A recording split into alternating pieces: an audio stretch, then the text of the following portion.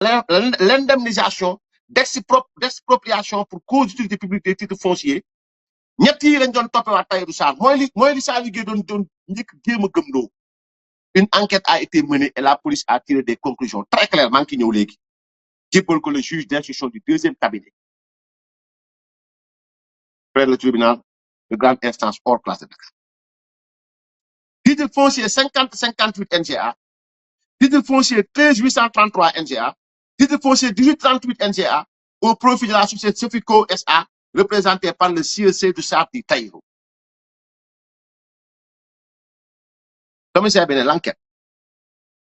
Procédant aux faits requises, les services visés ont été saisis des réquisitions à l'effet de disposer des éléments de réponse sollicités. N'est ainsi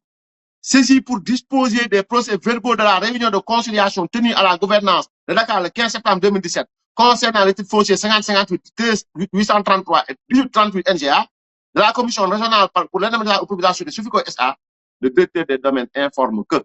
les recherches menées à cet effet n'ont pas permis à ce jour de trouver les éléments d'information demandés. Mieux.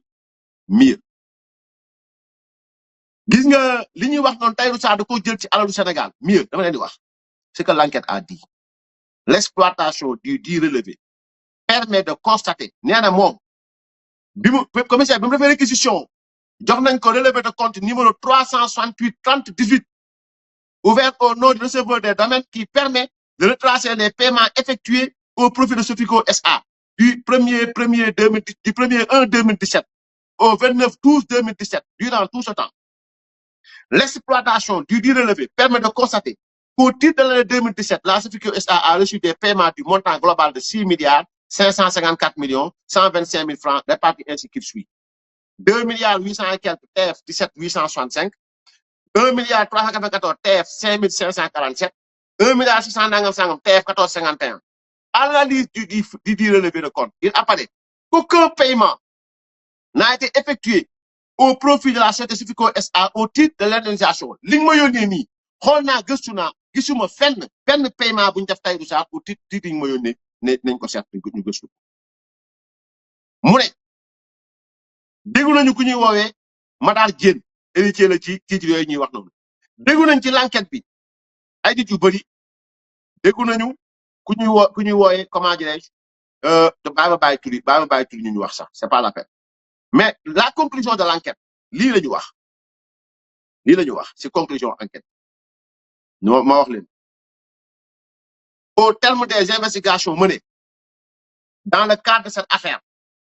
il s'avère que l'audition de l'avocat Maître Abdourahmane Sow est déterminante pour édifier aussi bien sur les circonstances d'établissement des mandats spéciaux qui ont permis de négocier et de céder à la société Sofico SA les créances d'indemnité, d'expropriation des héritiers plaignants, mais aussi sur la destination des sommes d'argent qu'ils ont reçues à cette occasion. S'agissant de la société Sofico, mise en cause et de son administrateur général, M. Seydou Sarr, l'enquête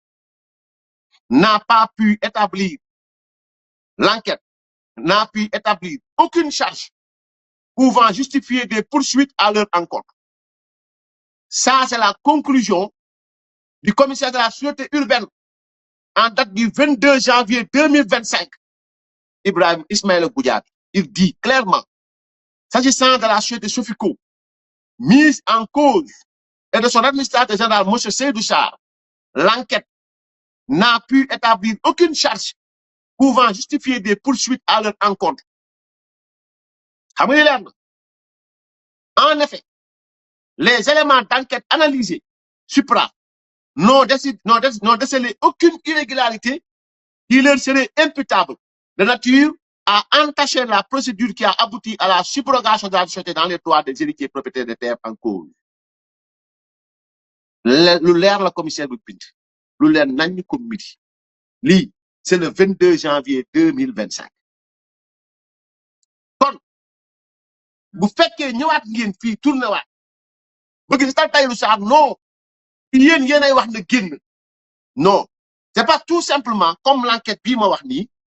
bi mujj bi mooy bi ñu woowee Tahirou Sarr di ko laaj dans le cadre de l'affaire des 125 milliards sottiwul parce que dara mujj sotti lu ngeen war a mën a teg ci kawam. Le commissaire l'a dit, ça a été très clair. S'agissant de la société Sofico mise en cause et de son administrateur général, M. Seydou Sarr, l'enquête n'a pu établir aucune charge pouvant justifier des poursuites à leur encontre. En effet, les éléments d'enquête analysés supra n'ont décelé aucune irrégularité qui leur serait imputable. Niang, Sofiko et Tahirou Sarr.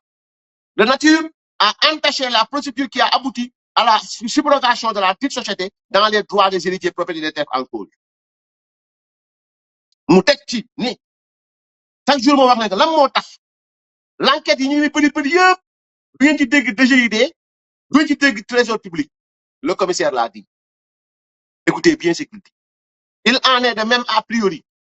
des agents et fonctionnaires qui sont intervenus dans cette procédure, même s'il convient de signaler et dénoncer la réticence intrigante des services de l'administration des impôts et domaines à transmettre les renseignements demandés dans le cadre de cette délégation judiciaire. En effet, le directeur des domaines ainsi que le chef du centre des services fiscaux de Ngor Almadi ont argué n'avoir pas retrouvé dans leur archive les éléments sollicités alors que leur collègue contrôleur des domaines Moumoudou Moustapha Gaye affirme le contraire en soutenant qu'il existe au niveau des archives du bureau des domaines de Ngor Almadi. Je vous retourne le dossier après objet rempli au fait qui vous appartiendra d'apprécier à monsieur le juge en charge du deuxième cabinet d'instruction près du tribunal de grande instance hors plateau Dakar. Yeneen mi ngi fi yeneen rapport ci enquête yi mi ngi fi maanaam damay toog di xaar rek enquête bu ñëw ak la ma ca xam mën ko cee wax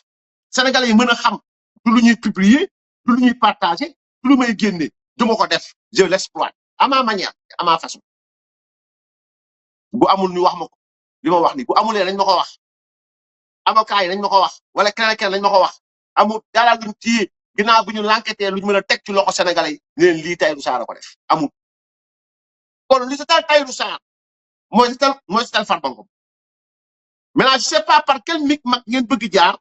pour jéem a essayer jéem a nax sénégalais yi boobu du sotti téye ngeen ay nit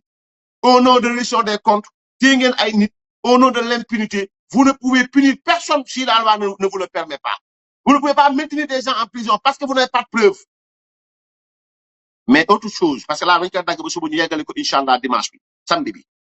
booboy gën a saf ñu yeggali ak revue de presse li gën a leer mooy déggatuma it yéen Ousmane Sonko ak parce que ngeen di waxati l'affaire François Mancabou wala boobu moom dafa daan ànd ak saay fen yi moom leer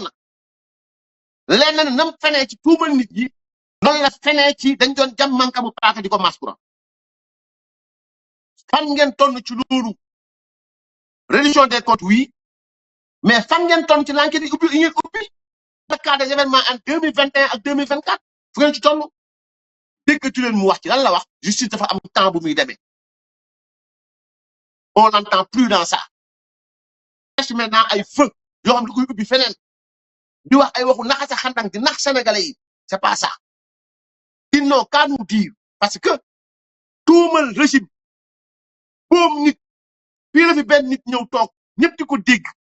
mu ne nguuru Macky Sall dañ doon boom ay nit def leen ci gaal di leen sànni ci géej gi il n'a jamais été convoqué Abdou Nguer ne dañu war a def autopsie Badio Camara ñu jàpp ko yóbbu ko instruction pendant 6 mois kii moom ne nguuru Macky Sall dañ doon boom nit ñi def ci bateau di yóbbu di sànni ci géej gi kenn woowu personne ne l'a appelé personne ne l'a appelé y en a pas donc cadre boobu il faut que Sénégal yëpp taxaw yiñ gëmloo woon ne Macky Sall moo rey nit ñi ñu laaj Ousmane Sonko fan la enquête am yu toll fan Pape Abdoulaye Touré gën ngeen ko dégg bañ ko defalee reconstitution des faits yóbbu ko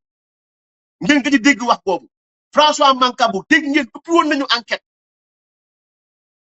ba léegi déggaatu leen lu ci jëm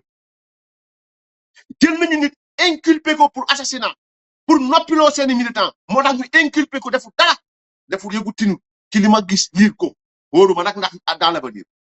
mais li ma gëm ci li ndaw si wax dara du ci dëgg mooy mbirum ñaar takku dar yooyu on demande que l'enquête se poursuive et il faut que avocat Jérémy exige à ce que l'instruction puisse continuer ñu entendre Jérôme Bandiaky confronter Jérôme Bandiaky ak ndaw si ko jiiñ ñu xool ndax wax ci dëgg la am dëgg mais j'avais besoin juste d'avoir un soi-disant coupable pour téye seen nit yi day publier ko donc lii yëpp mi ngi fi tege personne on n'en parle plus pour la bonne et simple raison parce que ils ont menti à la jeunesse entre 2021 et 2024